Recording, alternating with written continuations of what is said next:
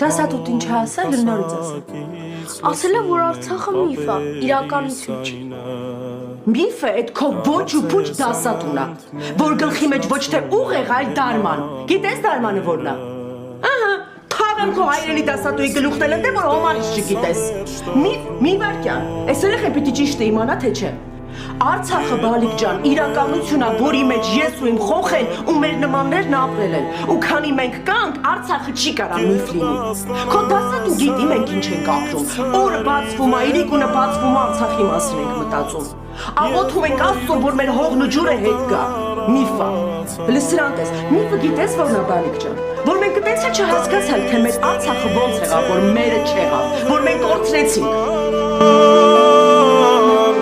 Միլիոնավոր հայեր զոհ դարձան